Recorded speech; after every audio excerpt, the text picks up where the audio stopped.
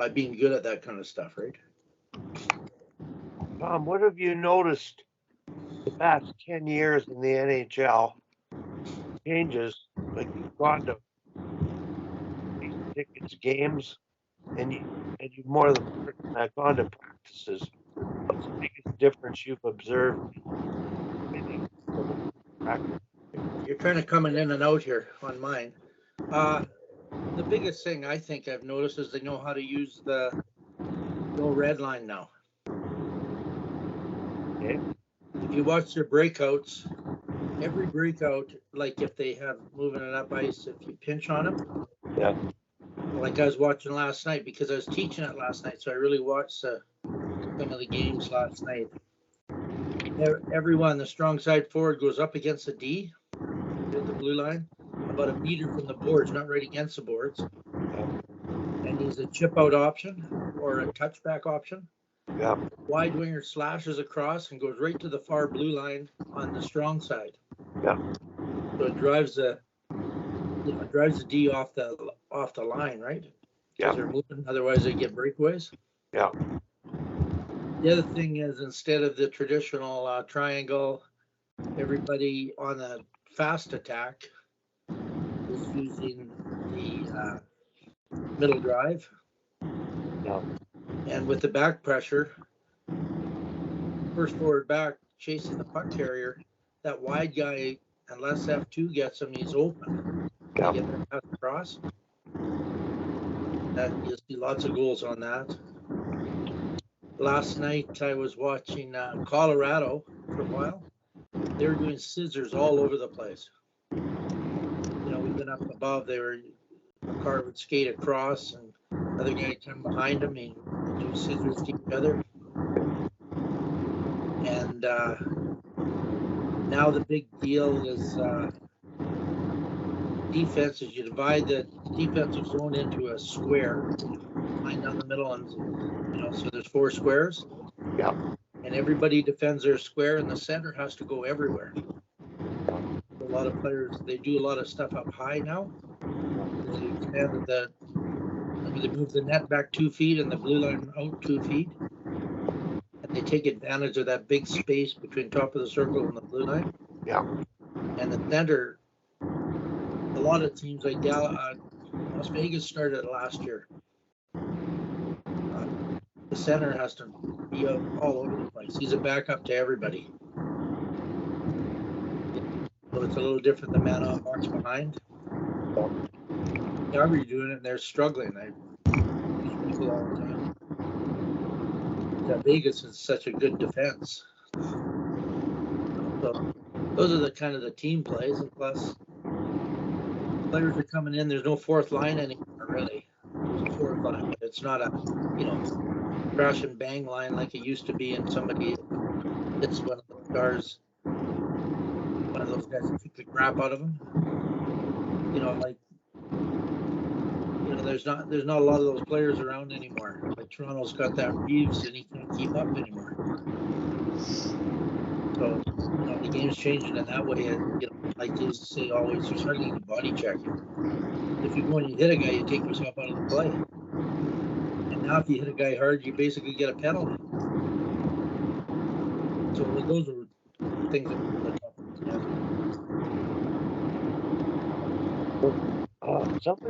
I'm getting some background sound. It's more like wind.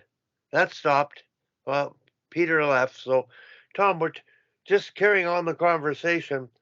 You are sort of keep such close track of the NHL.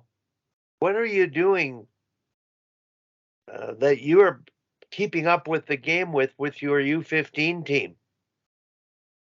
Well, I haven't seen many this year, but I've gone to multiple pro practices, and even the world, all of Canada's teams they follow, they do the same stuff, right? Yeah. And go watch them practice. So see the trends, the trends way practices are. Like the Carolina drill we did last night, that 2-0 down the middle, it passed, and it's 3-0 the other way, it goes end to end. Yeah. That's from Bill Peters coaching in Carolina. I watched them practice a couple of times when they're here. That's a great drill. And those, I I disagree with doing the middle drive if there's players in front of you. It's really easy coverage. I think you got to go back to what Kresge and Curry did. You create a 2-on-1 on the widest guy. The other guy to the net, and the fourth player come up, like Coffee did all the time. And I see that happening a lot now. Yeah. They're creating 2-on-1s on the widest guy. There's no use racing them if they're back. You're not going to beat them, right? If they're already back. Yeah. If they're using a passive forecheck. So you have to create Belfry calls it the 4-chamber attack. Yeah. Wide chamber and the dot chamber on the side, and then the other guy goes to net. And Yeah. so basically like Gretzky, Curry, and Coffee did all the time, and Semenko went hard to the net. Yeah. Did Semenko go wide hard or middle hard? Well, he'd be on the left wing, right? Yeah. So he'd go. He was going. Hard. He was going to the net. Yeah. And then and then Gretzky would decide whether he was going to pivot and give it to Curry or Coffee, or if he was going to just cut in. If they backed in, he'd cut into the middle himself. Yeah. And then both go to the net. Yeah. And even last night, I even saw Colorado, I think it was, doing the low spread power play. 2 players behind the net. Yeah. Play in the middle and the D move up a bit. Yeah. And they did that a little bit and slid into the 1-3-1. Yeah. I think that's such a good way because everybody's back gets turned. Yeah. Really hard to keep track of people. And you lose them for a second. It's hard to look one way then the other way, and Well, Tom, the other night I was talking to a couple parents who really watched the game closely, and they questioned the lack of a power play of the particular team that we were watching practice. And I mentioned you and the idea that you follow the game so much that you know what the 1-3 umbrella is, and you've introduced it to your U15s, but you also put the 2 players below the goal line so people turn their backs. yeah. So you're creating more structure, yet the kids, are they really able to play within your structure? Oh yeah. They don't, and I don't want them to race. Like the Flames can't score in the power play because the only thing they want to do in the rush is set up in the 1-3-1. So they don't try to score. And I listened to Gullitz and talking about their power play. And he said he used to do that. And he says he learned he's got to let the players try to score on the rush. Then you win the loose puck.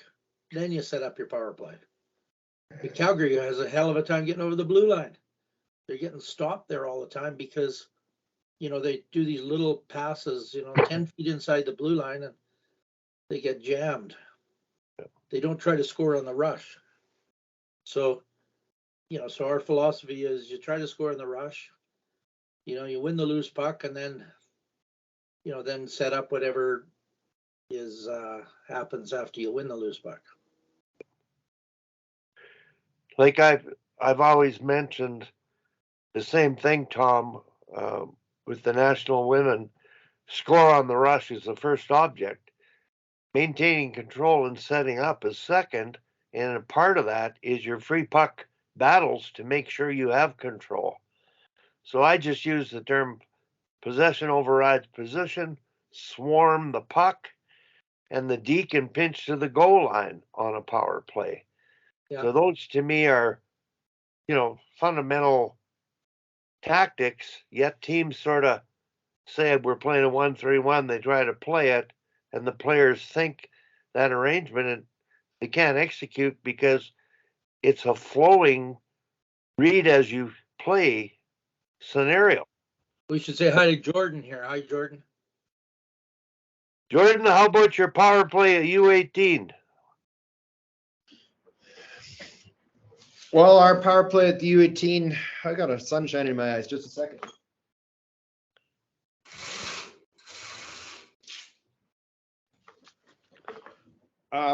Much like Tom had suggested there, it's giving them a little bit of structure, but not really systems. I go with what you'd shared, Wally, about George Kingston talking about supporting the puck in L's, which I guess if you looked at it in basketball, John Wooden and Michael Jordan and those crew, it's actually triangles is what you're supporting it in when you're supporting it in L's. And then the other is that looking at what Wayne Fleming talked about, making short passes then a long pass, or long pass then a short pass, in trying to make sure that there's puck movement. And I've been stressing all along with them that the importance of moving the puck rather than skating the puck around in the zone. And so we use the Badger Bob 1 versus 5 or 5 versus 1, whichever you want to look at it in practice, so the kids can be creative. And our power play is going okay.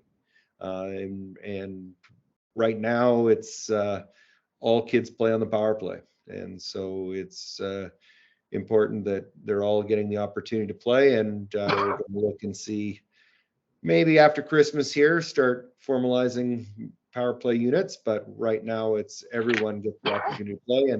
And right now, with 2 kids now out with broken hand or wrist, it's really important that everyone knows what they're doing when they're out there.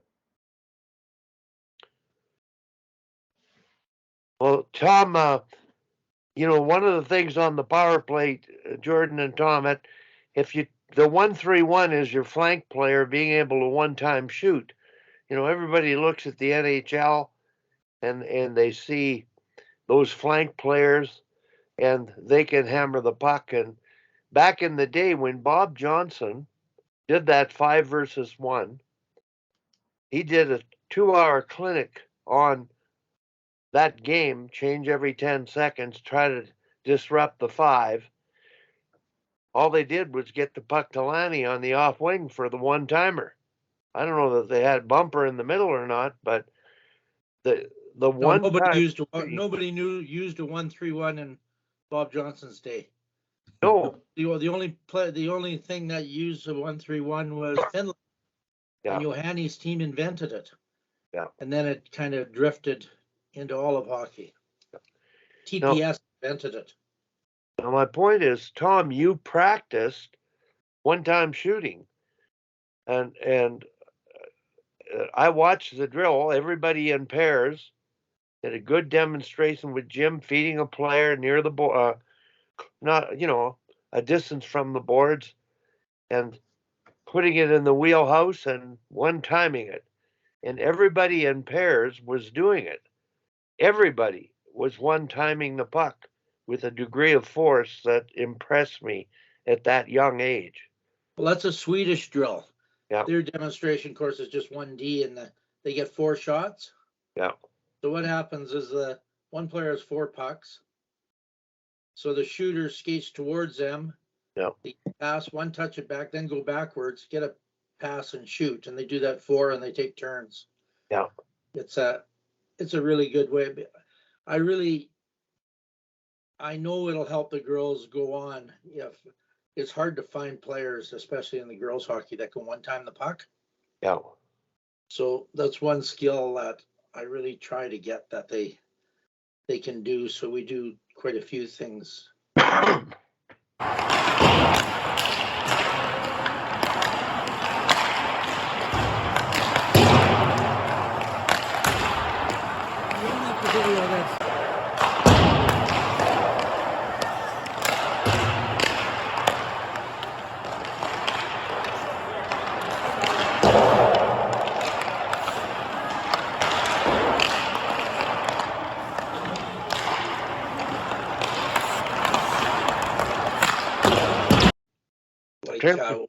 We got one girl that's fantastic. Cryway is fantastic at it. Yeah. So we got to get her in a position where she gets that, because she's playing bumper right now. Yeah. And Yeah, I think it's an important skill for kids to learn, even, even going to the net, right?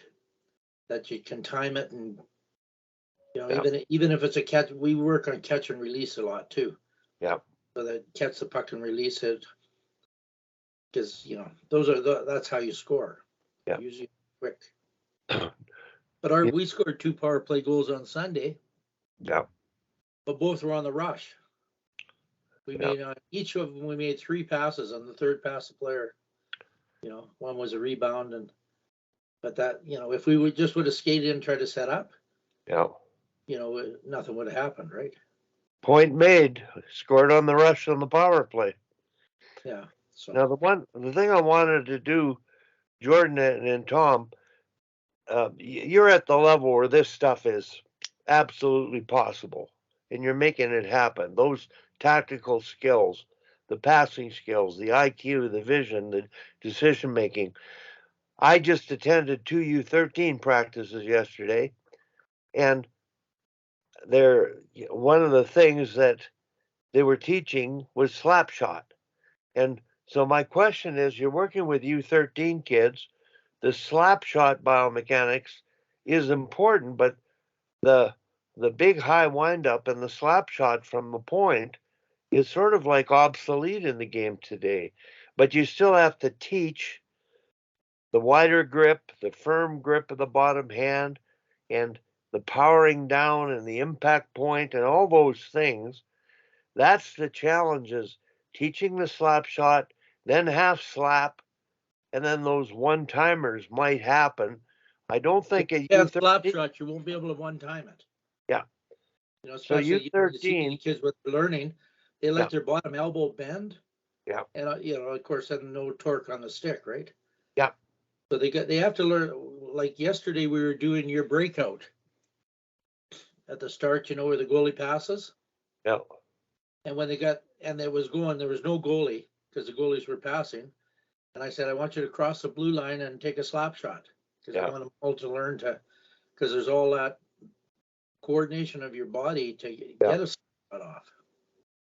And we, I think it's important to learn how to slap shot. Yeah. Jordan, what about your team? Do you have shots blocked from the point? 5-on-5? Yeah, and that's well, it was interesting with one of our players that has an injury and has been in the stands. Gave her the opportunity to track shots, and one of the stats on that is blocks, and it was she charts them where they occur, originate on the ice, the attempts, and it was really eye-opening for some of the kids to look at it and see the fact that we had lots of attempts and not enough getting through percentage-wise, even compared to our opposition. And just that awareness piece allowed kids to think about what they're doing. And I go back to what Hal had shared, talking about the old days of the Minnesota North Stars, and when he said that he did his own research on it. And when Minnesota attempted 13 or more slap shots from the blue line, they lost. And if they kept it under 13 attempts, they won. And it was just that those big wind-up slap shots, they meet shin pads more times than not. And we had one D in the gold medal game that she scored 2 goals from the point. And why did she score them? Because it was just on her stick and off her stick towards the net. The one was a heck of a shot. The second one, it was just there were so many bodies through, and that puck got through. Goalie didn't have a chance. And that's the key, is you got to get the shot through, and it doesn't matter what kind of shot, really. Yeah. If you stand still and take a long time to slap shot, probably going to get blocked. But if you go out and back, especially, like Brent Burns is a guy that really started that. Get the puck and find a hole and shoot it right away. Now that's basically what most players do now. Just go laterally and get your shot on, and now they're not shooting on the ice or 2 inches off the ice. They're shooting waist height, and it's easier to tip. And So that's changed in the game too. They used to say, shoot on the ice so a guy can tip it. But now guys, a lot of guys, they'll pick it off the D and shoot it down the ice. So you got to get the puck over the sticks. And, people are in front, and even the middle screen, now they have the two screens with the 1-3-1. Or even on regular, one guy's screening the goalie and one guy's out of the hash. And that guy at the hash tips a lot now. Well, the other part with it, Tom, is that people are less willing to stand in front and block shots when they're coming in hard and high too. Like that's it's actually a strategy to get some of the opposition out of the way too, because they're going to start bailing if they're getting it into soft areas. Yeah, but the key is, you want the puck about waist height so that it's easier to tip up or down. I have to leave for 1 minute here. Yep. Jordan, when I'm watching the national team play and even watching the pros, years ago, the first thing was one-timers. And I remember Jen Botterill staying out with me. I was the high person just feeding her pucks after the girls went off. And all she did was one time from the flank. And that sort of became her signature. And in the games that followed, it just working with that one player in the way that Tom did with all the players translated into the performance in the games. And it became a part of her performance. It's just the way she played. And I don't know how many people take the time to do deliberate one-timers with the national team. That was just me and one player who stayed out with me.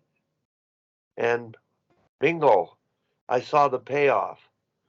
So I'm just thinking he did this with everybody on the ice, all against the boards repeatedly. 14 and 15-year-old girls. It was mind-boggling because they were hammering the puck. And I can imagine them being able to do that in a game. If they can do it that well in practice, the timing factor isn't there, the movement and the getting in the seam to shoot it, to one time it. Advantage now, and they win the faceoff. So let's see, can they bag a goal here? Comes one shot, they score! Winger comes in and he wins the draw for you. Gonchar settles it down to Carlson, and it's a one-touch right back to him, so the penalty killers can't get in the shooting lane. And you see the leg of the... But the thing I've thought, Jordan, and I don't know if it's doable at your level or Tom's, but when I watch the NHL, I say if you have a touch pass on your power play, you're going to get a puck on the net. But if you handle a puck and pass, you're not. So to me, the key tactical offensive skill on power play is deceptive quick puck movement, which means touch passing or faking shots and passing, or even just redirecting the puck. And so the art of coaching, there's so many little details that go into the building blocks to come up with the final execution. I'm amazed because Tom's girls, with that kind of repetition, I mean, they're doing NHL national team drills as well as those players. And in fact, I think they're so young, they do it with more intensity.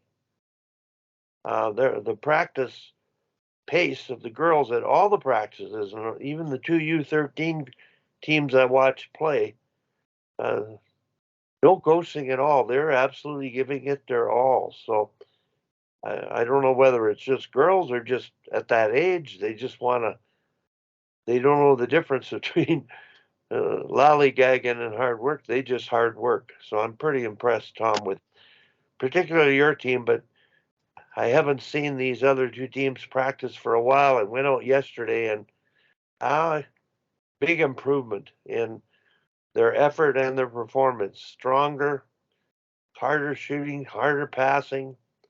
It's they're developing. I'm really, really impressed. I think a lot of it's got to do with how we chose our team.